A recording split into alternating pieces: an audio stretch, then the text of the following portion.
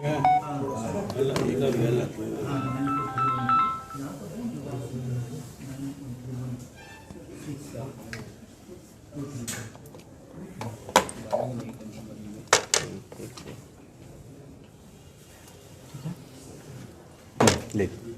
बताया जाए सर। आज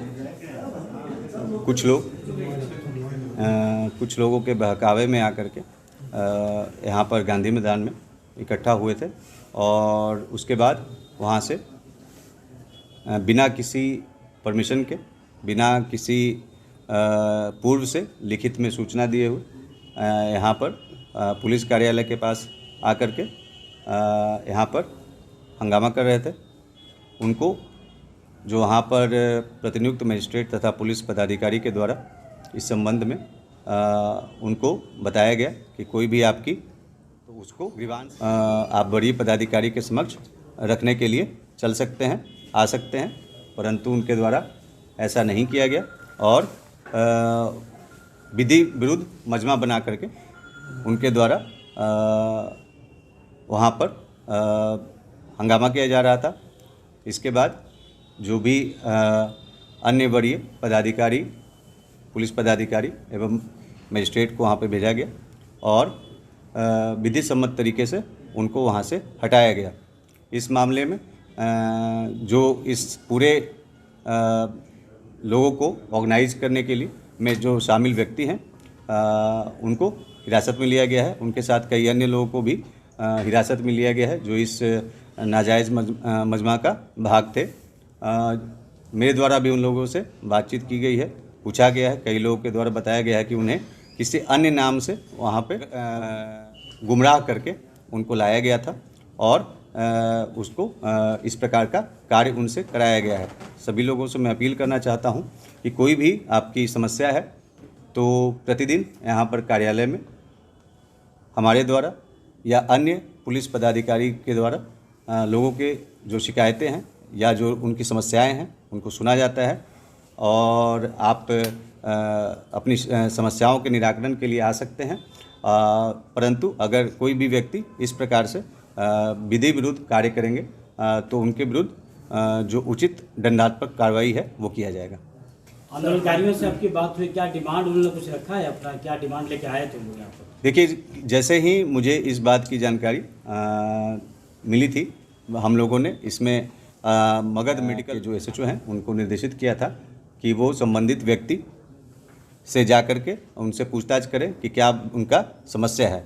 उनके द्वारा कोई स्पेसिफिक समस्या नहीं बताई गई थी और ना ही वो मिलने के लिए तैयार हुए थे।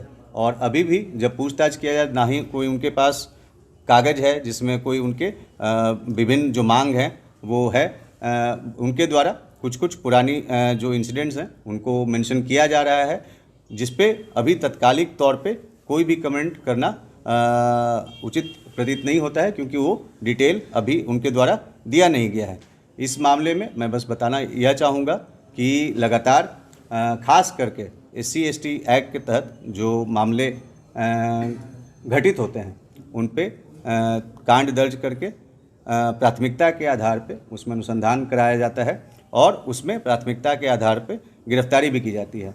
आप सभी लोगों को प्रतिदिन जो पुलिस के द्वारा हम लोग भेजते हैं और उसमें आप लोगों ने देखा होगा कि प्रतिदिन जो SC/ST एक्ट के तहत जो कांड दर्ज होते हैं उसमें गिरफ्तारी अवश्य होती है।